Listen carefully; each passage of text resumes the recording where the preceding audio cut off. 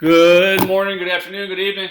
This is part 3. Again, I'm making these shorter just because of the technical difficulties I've had on the front end of this, but things are looking a little smoother now, so hopefully I can maybe make this a little bit longer, which I know is a downside of it, but at the same time, I don't have to make 10 of these videos. I can just make, 4 or 5.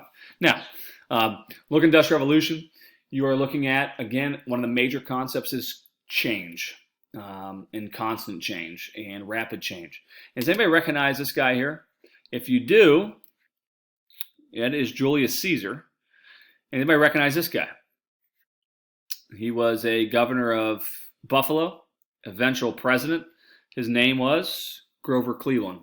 And we see these guys, and we look at these two. These guys are separated by thousands of years, roughly 2,000, I believe.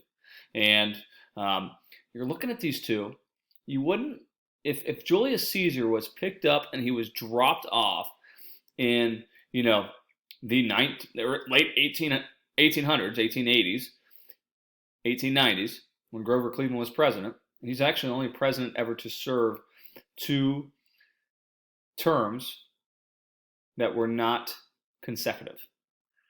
And we see that Grover Cleveland, he actually would have been in a horse and carriage, just like Julius Caesar 2,000 years before.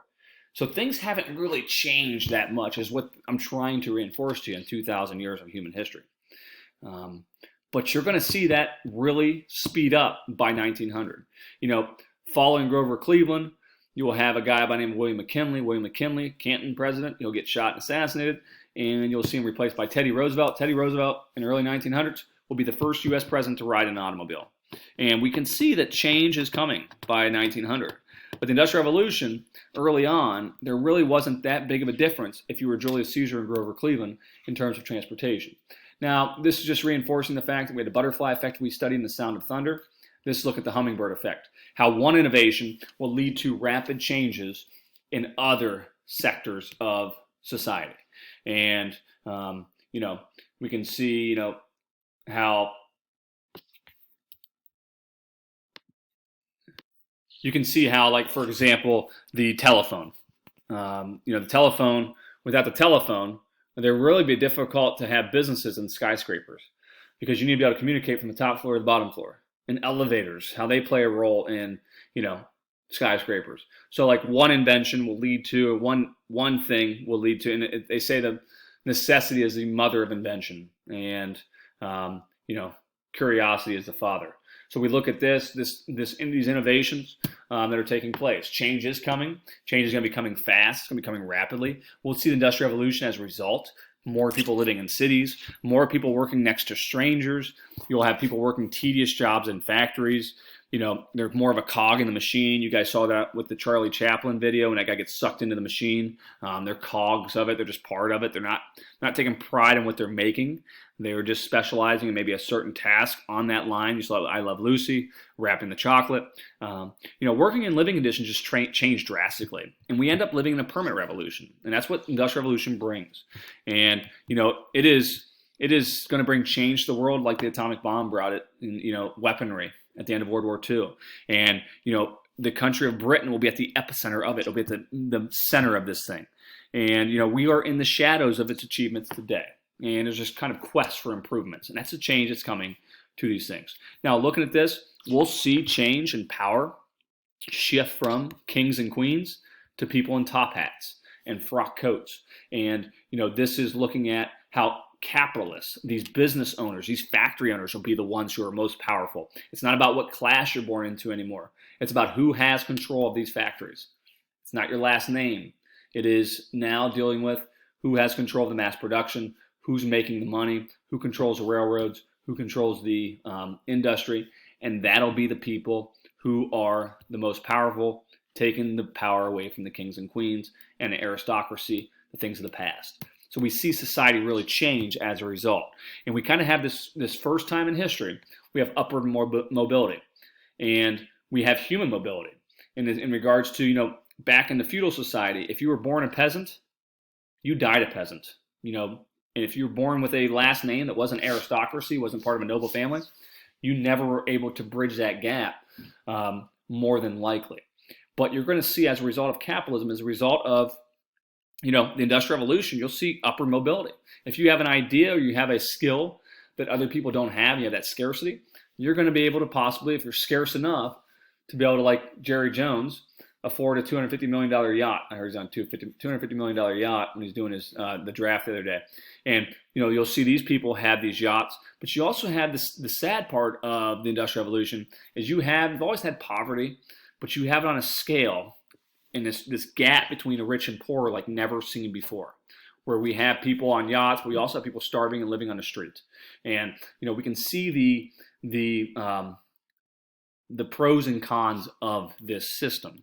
And early on, the government's not going to do much for anything. Another thing of change, we have to look at in pre-industrial society. So before the Industrial Revolution, most people worked and they lived, and you would marry people in your village. Like, you didn't travel outside of like 30 miles of your village. Most people, wherever they were born, they died in. There wasn't a whole lot of mobility. And you're going to see, people worked next to their family members, and they worked with their neighbors and businesses. They found marriage partners, again, in that local community. It was a simple life. There was a lot of more maybe pride in what you did. And again, that depends on the individual. It doesn't depend on, generally speaking. It was all about the family and a nuclear family. There was extended families, and there's intimate communities. People were kind of a ball and chain to their village. And, these are small, very intimate communities.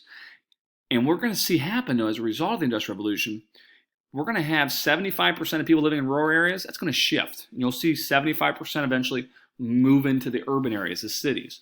And, it's going to be a new environment that's going to pop up. And you're going to see the Industrial Revolution, really what's going to do is it's going to liberate individuals from their villages and their towns.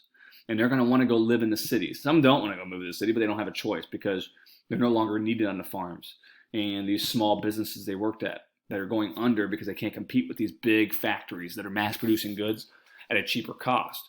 And, you're going to see people really breaking away from, and people your age, you guys have been eager to probably move to the city because you'd be bored on the rural farms, man. I'm like, what's going on? You move to the city and you find out, life sucks here too. And, it's monotonous and it's tough and it's difficult. We can see the Industrial Revolution, how it impacted time, how it brought standardized time with the railroad and the need of, if we're traveling places, we have to have some kind of standard time where everybody has the same time. And, so we're able to be efficient with our production and people moving to and from places. And you guys, hopefully, if you watch the video, you guys see how time came about.